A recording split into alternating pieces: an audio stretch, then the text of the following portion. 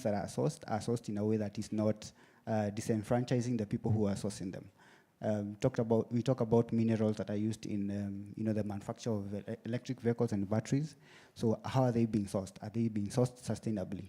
And what can we do to make sure that we are not disenfranchising those people who are there?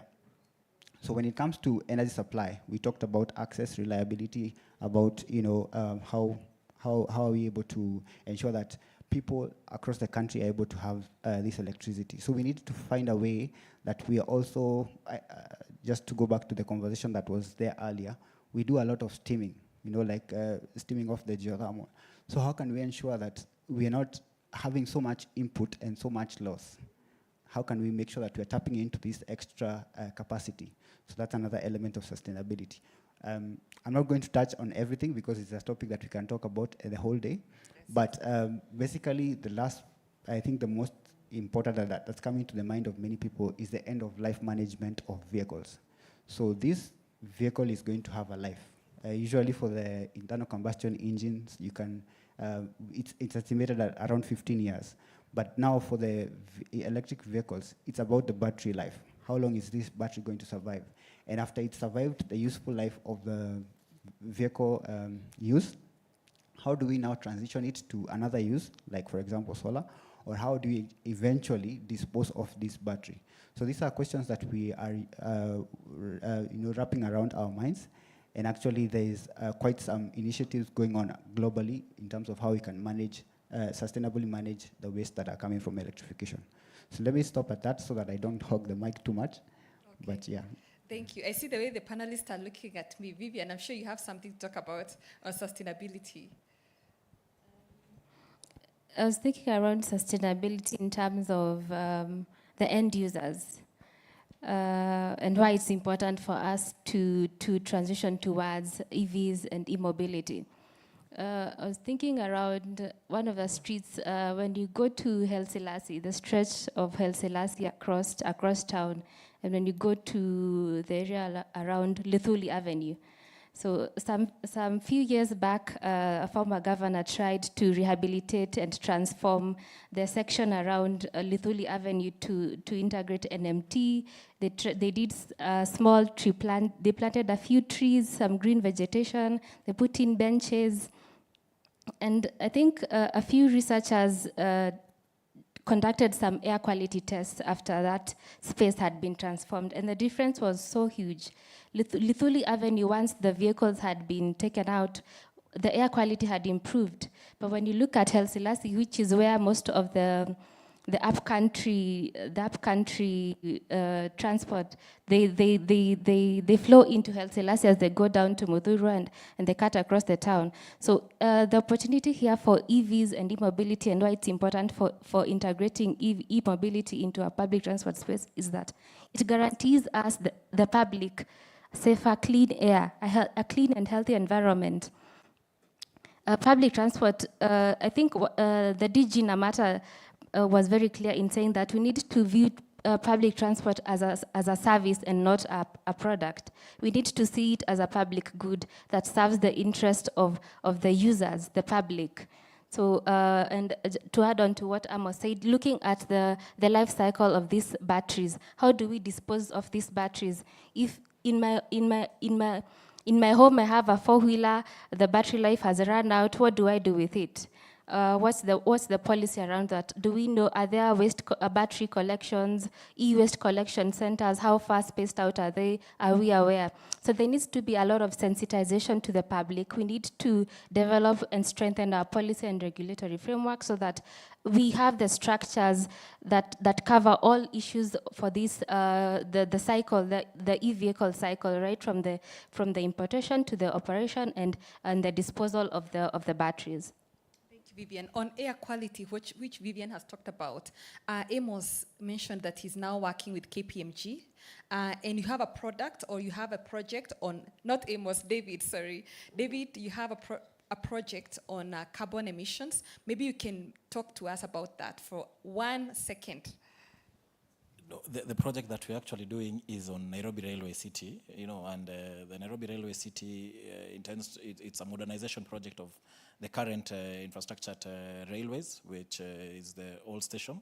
And one of the key things that we intend to do is to modernize that entire infrastructure there to ensure that not only just the central station is modernized, but also the satellite stations are modernized. And the key aim of that is also to try and transfer as many commuters as possible from diesel-powered public transport to use not electric, but to use mainly train services. And in future, we intend also to go to electric trains. Yes, so that is one of the key areas that we're looking at in terms of transport decarbonization. Okay, so that's something interesting to look forward to as Nairobians, right? So lastly, the issue of energy. Where does our energy come from? I see the MC is moving closer. So energy, Wangari, we've been talking about our achievements in use of green energy, which is very good as a country. The question is, are we tapping on this energy to achieve our mobility goals? Thank you, Gladys. I think Amos touched on it before, and he said that we're curtailing a lot of geothermal. One thing people don't know is that wind is better at night, and a lot of our e-mobility charges at night. So when you think about, matching your renewable energy with your end use, wind and e-mobility, are, two birds, together. And so I think one of the things we need to look at is how can we avoid the curtailing of geothermal that we do, because wind at the moment is take or pay. So we have to take the wind, but the geothermal, which is still very valuable energy, how do we use that to bring the cost down for e-mobility, people who use energy for e-mobility? And I think this is one of the things that Kenya Power has recently done, where they've reduced the tariff for charging, especially during certain times, for e-mobility operators and for people who use EVs. And I think it's a great step in the right direction. But even that tariff is not, it's not as competitive as it could be when you consider that at night, when people are charging energy, they're using geothermal, hydropower, and wind, which are cheaper than what is normally on the grid, especially at peak times. And we've seen that through even the PPA task force when that was being reviewed. The real cost of energy and the different technologies, renewables are coming in much cheaper. So how can we take advantage of that cheaper cost of electricity that's coming in from more sustainable sources to really power our e-mobility? I want to also touch on something that Amos also said. With the batteries that are coming in, I think we need to realize we're going to get a lot of second-hand EVs in Africa. They're going to come in. Yes, a lot of the batteries are not going to be 100% to how they were when they were manufactured, but they're still not badly off. Maybe they're 80% or 90% thereabout. So even that 5 years that you would need to consider for a battery that people consider when they buy batteries in the cars in the showroom, we don't have that 5 years, right? We need to now start thinking what happens in 2 to 3 years when the battery is not as efficient. And we've already touched on moving it to grid, moving it to solar, finding other uses for these batteries that could enable the longevity of the battery. In addition to that, there's new technologies that are coming. So once we have the battery at a depth of discharge that is not suitable for the use it's being used for at the moment, there are different technologies that are being used. And even now, there's a technology or a company called Re-Element in America that uses less water, less waste, less land, and is even quicker in terms of recycling lithium-ion batteries, right? And getting the lithium back to manufacturing grade or battery grade. How do we employ some of those opportunities in Africa and say, come and set up a factory here in Kenya, and then go from there? Thank you, and I'll use this airtime to request you to look at our latest report, the EPRA Energy and Petroleum Statistics Report, which has data on what Wangari is talking about, the energy available, and what we can use to power up this industry. At this point, I can invite one question, just one. Is there anyone with a question to any of our audience? Oh my God, so many questions. Okay, so we can do a quick fire question. Let's start over there. Yes, my name is Anthony Mwangi, electrical engineer, and my question goes to Vivian. So you have talked about the renewable source of energy, and maybe that is sustainability. But when you go to KenGen, we have the exploitation of maybe that land there. We have the pollution of the air. Yet we have Maasai people living there. You have to consider that. Then on the other side, we have something like solar energy, which is free, and it is very reliable. Why don't you introduce solar energy as the source of charging stations in the areas? Like last year, but one we have the cell station, whereby they introduce themselves with solar. And right now we have like 87% of the petrol stations of solar in Kenya, they are using solar. Why don't we introduce that, maybe? And maybe we do away with Kenya Power. Thank you. Thank you. Please pass to the gentleman in maroon.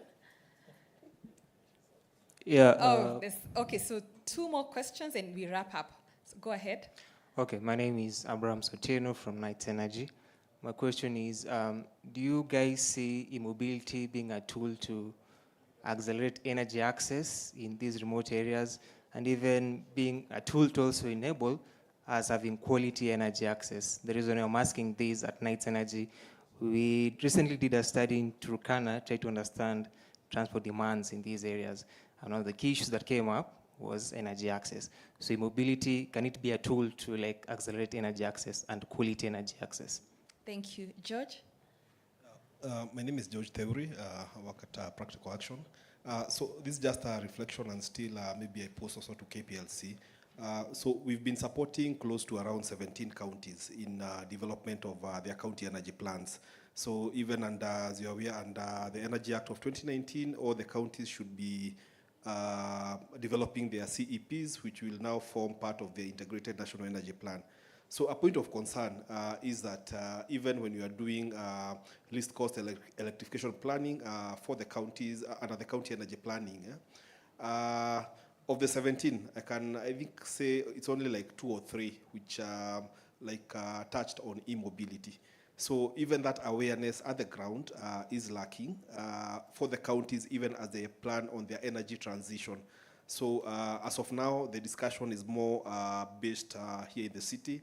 I can say that we really need to go to the ground to support these counties on that.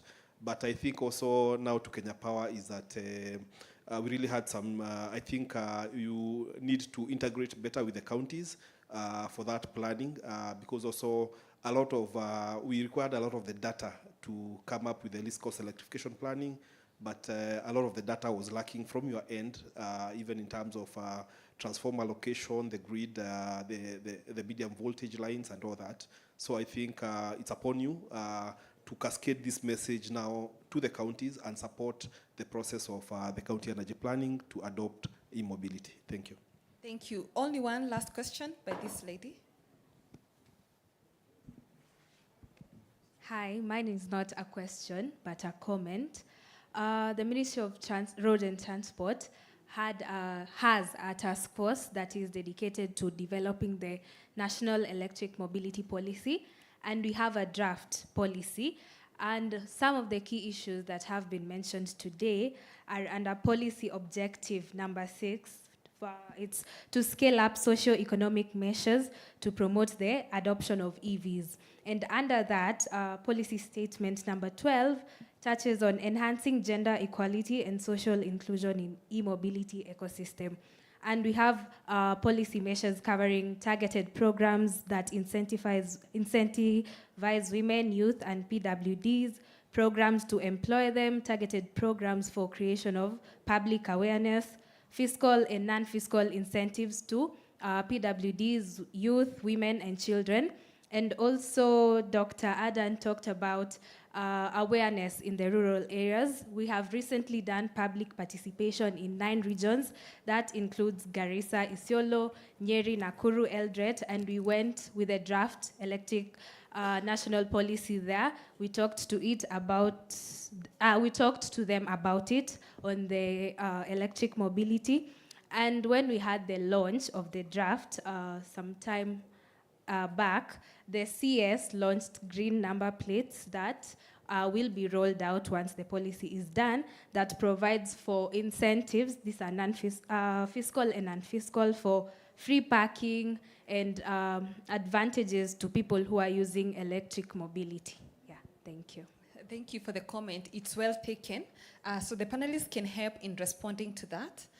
David, you can assist with the question by Knights Energy on rural access. And then Daktari, you'll handle the question by George on taking advantage of opportunities in the counties and also providing data for them. And maybe Amos, you can react to the last comment. Okay, so David, let's go. Okay, thank you. Yes, on rural access, you know, there's rural access and there's rural mobility, okay? Now, if you check in most rural areas in Africa right now, and mainly in Kenya, yeah, you will notice there are various modes of transportation, but one mainly stands out, which is use of two-wheelers, okay?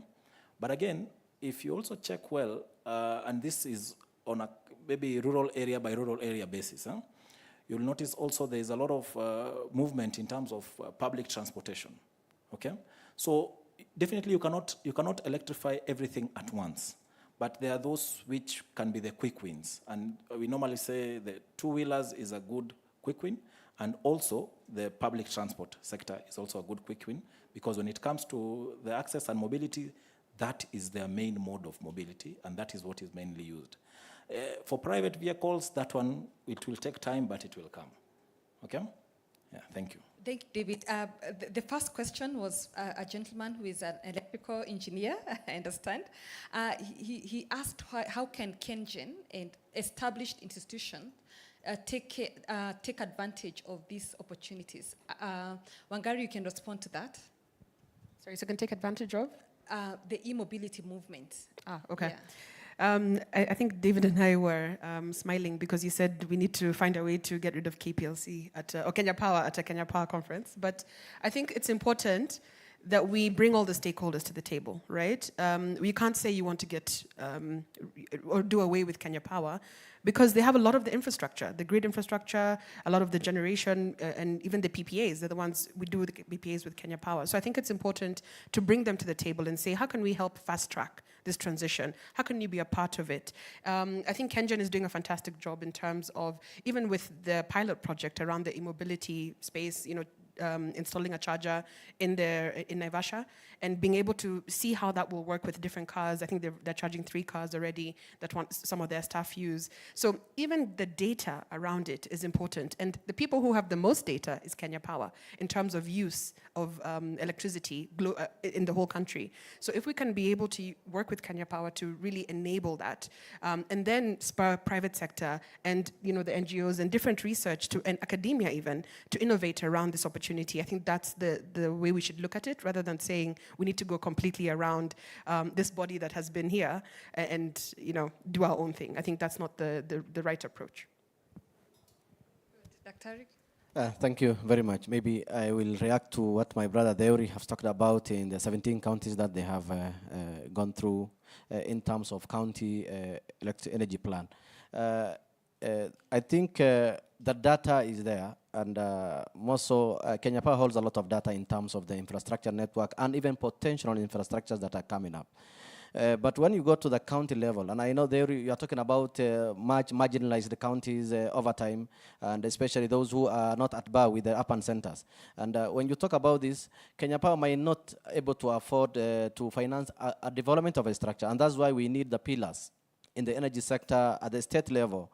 And the Kenya Power being a corporate that is in charge of distribution to work together in synchrony so that we can have the least cost development plan in line with the objective of the national bidding. Remember, as we talk about this, we are talking about the Vision 2030, ensuring that Kenya Power and as an enabler of the economy is also supposed to be supported, or also support and supported the two-way traffic of the development and industrialization of this country.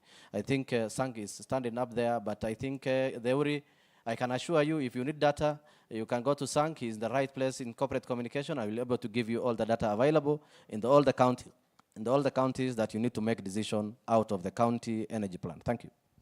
Lastly, Vivian. I think his question was referring to how local communities can tap into this whole process, and I think it goes back to, it started 2 things: climate justice and energy poverty and energy access. So trying to look at just transition from the point of climate justice and the issue of rights and the opportunities that come along with these rights. It's the community who have access to this land on which solar plants can be set up. It's the community who know how this land, how the rights to this land, and who has access to and ownership towards this land. So I think the opportunity there is in partnerships, in collaboration between KenGen, the producers of electricity, and the local communities, to see then how do we build the capacities of these local communities to also tap into the renewable energy sector, for them to set up their own solar, wind, and any other renewable energy production plant that can feed into the grid. So I think that's the opportunity for local communities. Thank you so much. A big round of applause to our panelists. And thank you for joining us in this conversation. So today we don't have a cocktail from the sponsor, but we can take advantage to have our own cocktail and continue with the conversation. Asanteni sana. Oh, thank you very much. Let us applaud Gladys for the great job that she has done. Gladys, thank you very much. Thank you very much. We want to thank Vivian, Amos, Eden, Wangari, and David for the work that they've done. Give them another applause. I like the fact that all of you have discussed justice from a very broad perspective. You have touched on everything. That is very rich. I really like it. From a philosophical point of view, they discuss of justice being the mean or the average between total selfishness and total selflessness. If you are totally selfless, there will be no business you're doing. If you're totally selfish, we have trouble in this world. How do we create the balance? You've brought it very well. The last time we had census in Kenya, there was a question: do you have a boat? A question that was discussed by people, and now it's looking like it's relevant for Nairobi more than ever. And the fact that you've talked about access from the local communities means that you are thinking about e-mobility from a broad perspective. Like, I've not had people in this discussion talking about boats. Like today, somebody right now, a friend of mine, is trading because they are using a canoe around Runda to access their house. So are we talking about e-boats? Are we talking about people who are in Fangano, Irad? You know, what are they using? Or are we just thinking about bikes? Are we thinking about e-boats and e-canoes? Because it looks like that is what we'll be discussing in the next few days. So thank you very much for that broad discussion. I really like that discussion. I wish we had more time, but we don't. So because we don't have a lot of time, I want to ask the lady holding the beautiful bags to just present them to our presenters, starting with Gladys. As you leave, you go getting your opportunity for shining with NCBA Bank. Asanteni sana. You can take your seats, and thank you very much. I want to really thank the audience for being very active and for being here throughout. I want to request that immediately after we leave here, that we go to the next room for just 5 minutes of announcements, and then we will be done for the day. I am really grateful that you've been with us for this period of time. God bless you. Let us all leave to the next room so that we finish together in one group. But thank you very much for your participation and for being an active audience.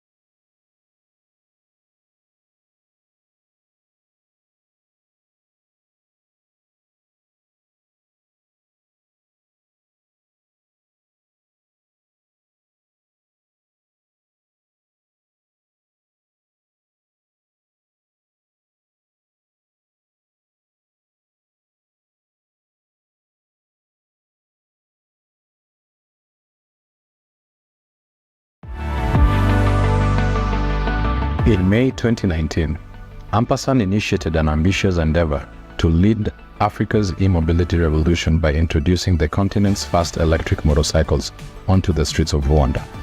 Since then, we've cultivated a vibrant community of electric motorcycle drivers in Kigali and Nairobi.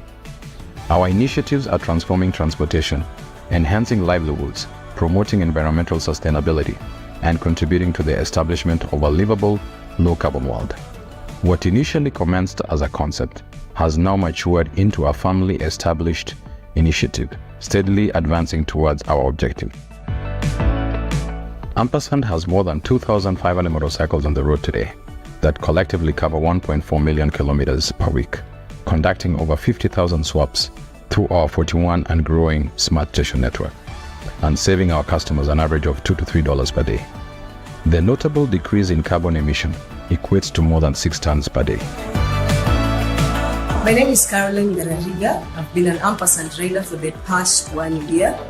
I use it for deliveries, majorly food. I've worked with companies like Jumia, and the reason as to why I love using Ampersand is because it's an electric bike to begin with. It is low cost maintenance, does not use fuel, and we all know that the future is electric.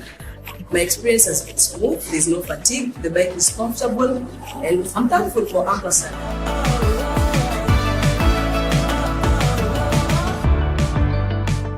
Ampersand leverages real-world data gathered over the past 5 years and investing heavily in research and development with the expertise of our experienced engineers, technician, and expanding team. This investment aims to enhance product safety, technology, and continually reduce carbon emissions. Our dedicated teams constantly challenge the norm, pushing the boundaries of innovation to elevate customer experiences and provide solutions that surpasses expectations.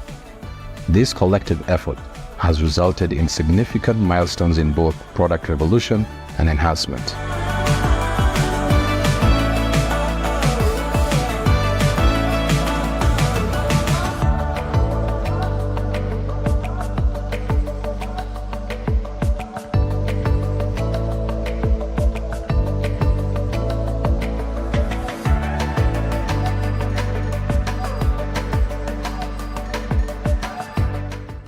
Ampersand invites everyone to join us as we embark on crafting a new narrative for transportation in Africa. It's a tale of sustainability and transformational power of Africa's e-mobility revolution, aimed at constructing a green future for generations to come.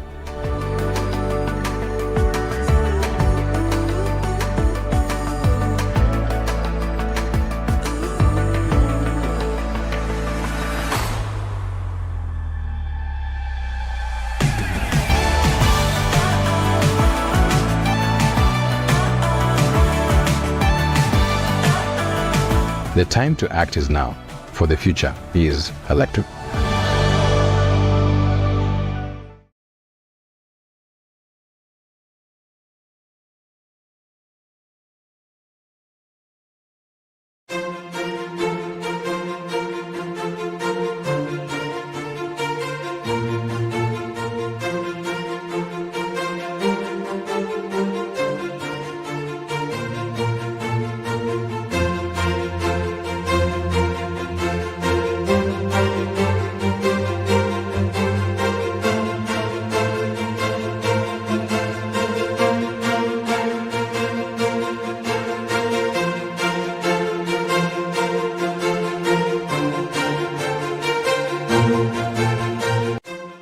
The reason why I like this bus is because the crew, they are quite reliable. But when you see it coming on the street, we run for it because it is so much reliable. And you see also the comfort. There is not a lot of noise in this bus. I usually board this bus from the stadium to the Nairobi petrol station each and every day. One thing I like about this bus is it's so comfortable. It doesn't have a lot of noise. What I like about this bus is on the crew bus. They are well groomed, always clean, well disciplined, especially someone we call Makoha. He's a very, very nice guy. Even the driver is so good. And another thing, they're always in time. Mimi nimefurahia na service has been or not? Yeah, Okay, if you agree with me, let's appreciate maybe the sponsor. So in this case, first to recognize a few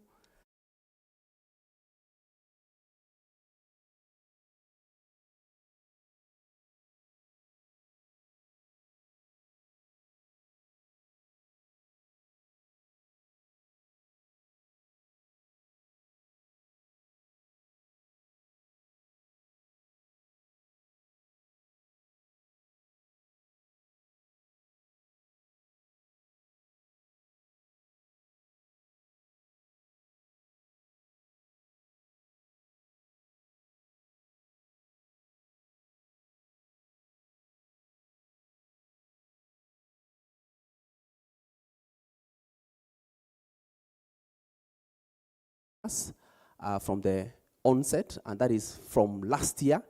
And they also came, stood with us in this year's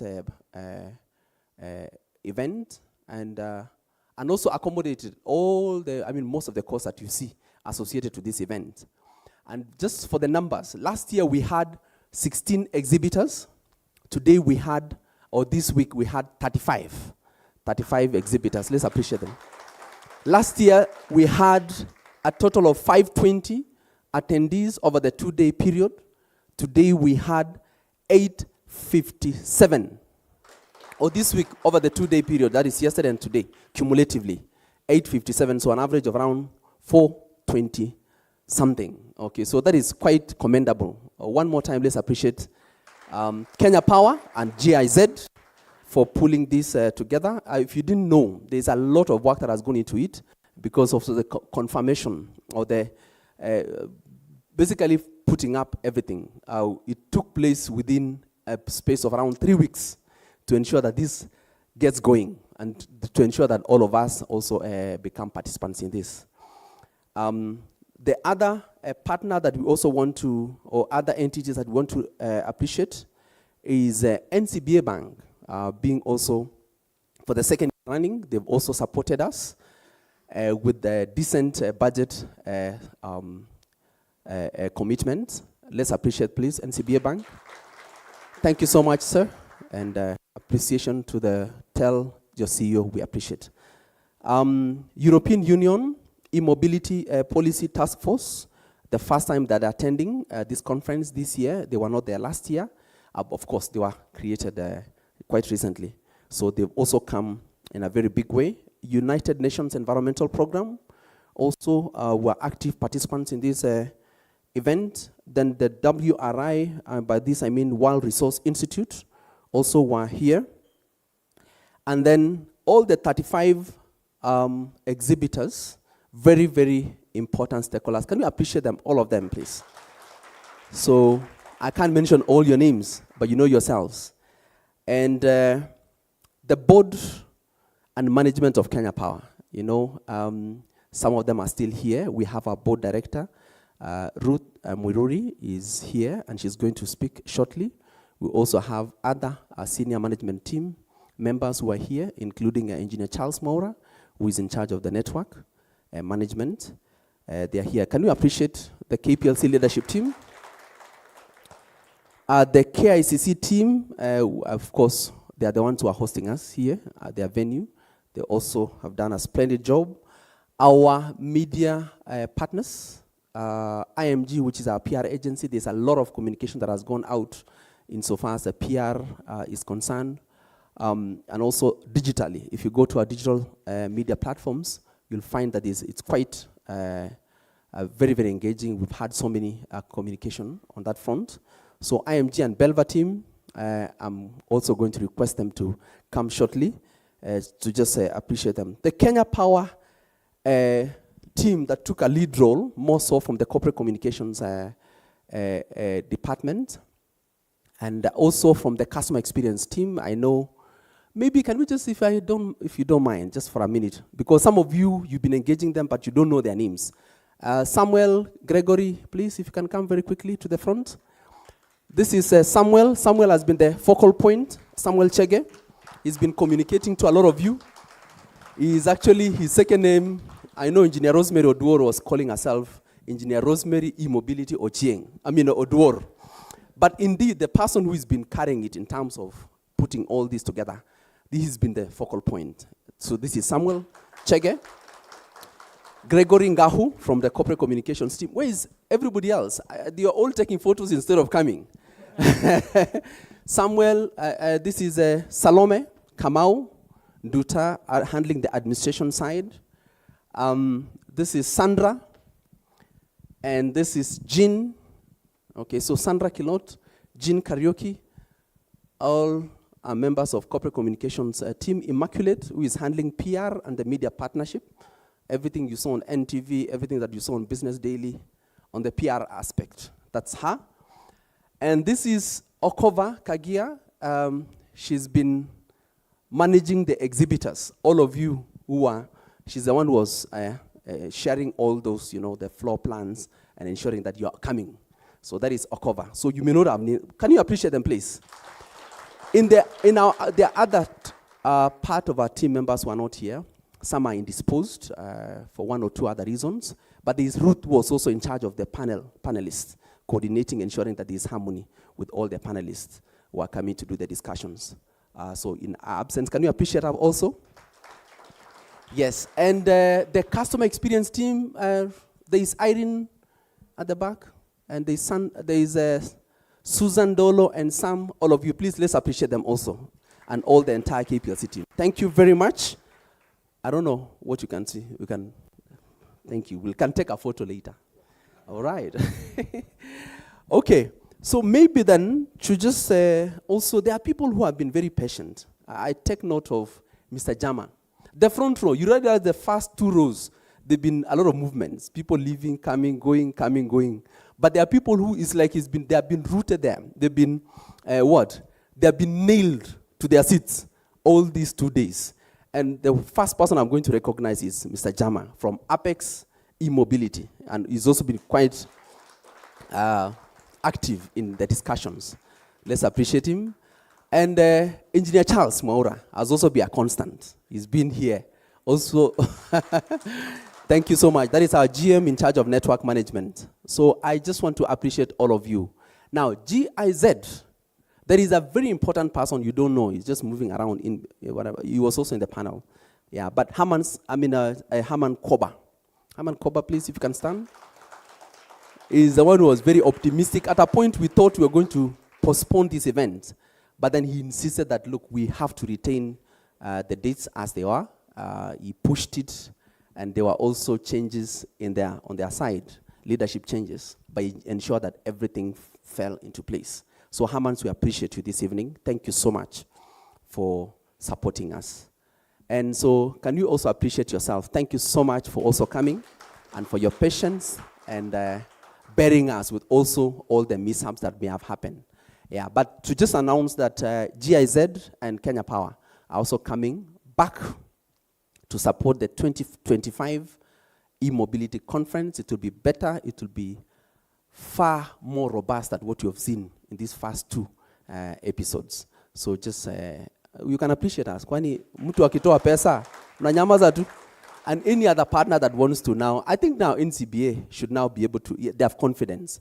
They can up their game also a little and be a permanent support partner. Yes, thank you so much. So next year, it will be bigger and better. Can we hear from maybe just two people from your side, from the exhibitor side, and then I call Director Ruth. I want to call Celeste Vogel, if I caught the name correct. Celeste, bienvenue. How do you say harakisha? Let's appreciate Celeste. She's from, she'll introduce herself. Yes, thank you so much. So my name is Celeste Vogel. I'm the founder and co-founder and CEO of Emobility. We're driving transition to electric mobility with e-bicycles, cargo bicycles, as well as motorcycles. But I'm not here for that. I'm here to actually thank you on behalf of the e-mobility family. It's an incredible honor and privilege for me to be asked to give the vote of thanks But I'm really pleased to be able to do that because I've been to about 9 conferences this year alone, and this is the best, okay? The registration process was easy, painless. It was free.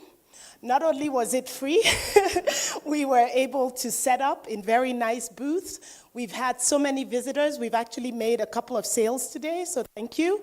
But not only that, I mean, the food was excellent. I actually had to go for seconds today. The drinks were free and abundant yesterday. The communications team was absolutely amazing. And so it's really my honor and privilege to be able to stand here today, not as Iwaka, but really as a representative of the Emobility family, and say thank you, Kenya Power. You've done amazingly well. Yeah. Thank you, Celeste. Merci beaucoup. Now let's welcome our director, Director Ruth Mururi, please. Can you please clap for my director, please?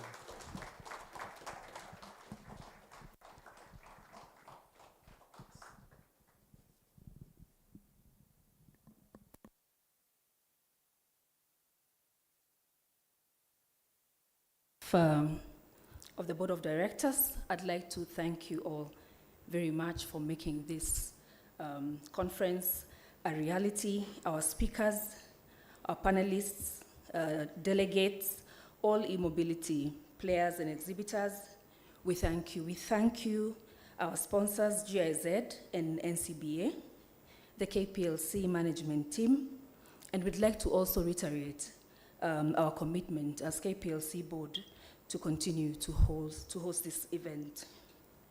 With that, it's now my honor and privilege to declare the second Kenya Power E-Mobility Conference and Expo closed. I'd like to now invite a prayer from Kevin.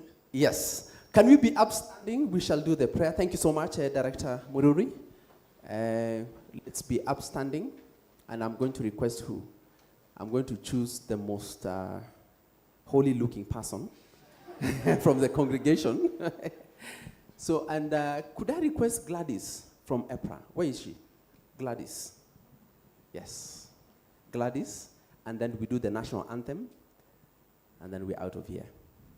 Gladys, sorry for the ambush, but I believe that you're ready.